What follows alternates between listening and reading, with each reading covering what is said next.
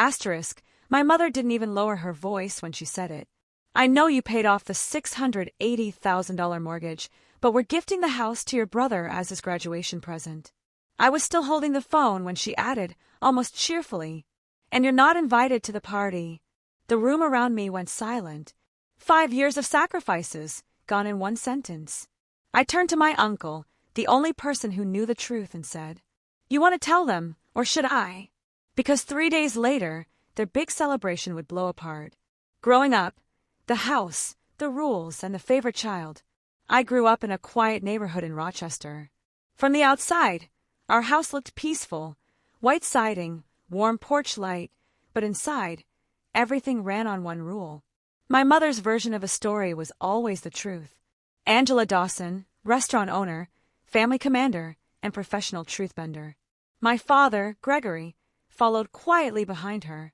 And my younger brother, Dylan, lived in a bubble built entirely by her, new things, special attention, excuses waiting at every corner. Me. I learned early to stay out of the way, work hard, and survive. Years later, during a short visit home, I opened a kitchen drawer and found months of unpaid mortgage bills. My mother had hidden them, pretending everything was fine. Losing that house would destroy them. So I paid. 5 years of payments. Thousands a month. My life on pause. And she never spoke of it again, except to take credit. The cookout, when everything starts cracking. 3 days after the phone call, I walked into our annual family cookout at Lake Ontario. The air smelled like summers I'd grown up with. Charcoal, sunscreen, but something felt wrong. Relatives were already talking about Dylan moving into his new house, planning his yard, his paint, his future. My mother stood by the grill telling everyone how she had kept the home afloat. Not one person questioned her, not even my father. Then my cousin, who worked with financial files, pulled me aside and whispered, "Your mom is trying to transfer the house into Dylan's name, but the trust your uncle set up is blocking her." The trust, the one my uncle insisted on just in case, the one tying every payment directly to me. Uncle Edward saw me approaching, and when I reached him, I placed the folder of proof on the table. He looked at me and asked quietly, "Are you ready?" And I was, locked out in the last straw. That night, I drove to my parents' house. The porch light flickered like always, but my key didn't turn. They had changed the lock. Dylan cracked open the door and said coldly, "Mom said you should call first. The house is in transition." Behind him, I saw his moving boxes. That was the moment I decided to stop being erased. I collected every receipt, every bill, every trust paper, and the next morning walked into an attorney's office. "Melody," he said, "you have full legal authority. You can block everything." So I filed, quietly, legally, and waited, the graduation party that turned into Truth Day.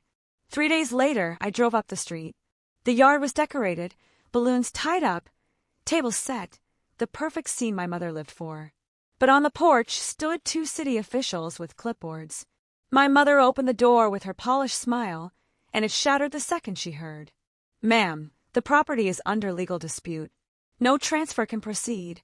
She insisted it was a mistake. She insisted it was her house. But the official tapped the file.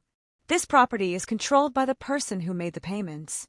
That name is not yours." Then the tow truck arrived.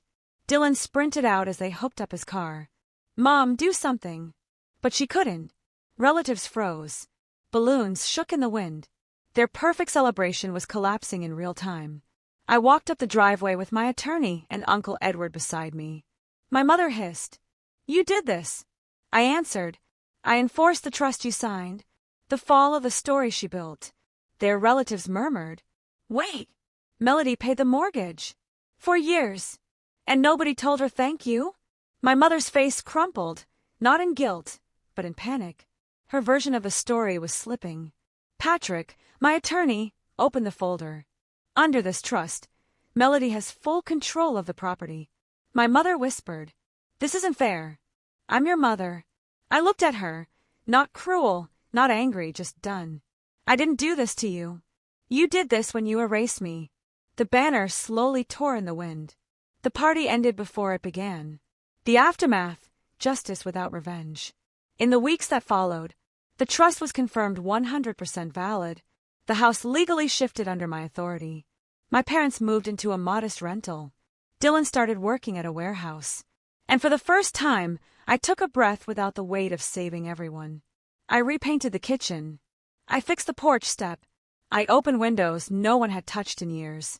And for the first time, the house felt peaceful. What I learned: protecting yourself isn't betrayal. It's the first real act of love you give yourself when the people who should protect you don't. I didn't ruin their day. I reclaimed my life. And if you've ever been written out of your own story, know this: you're allowed to rewrite it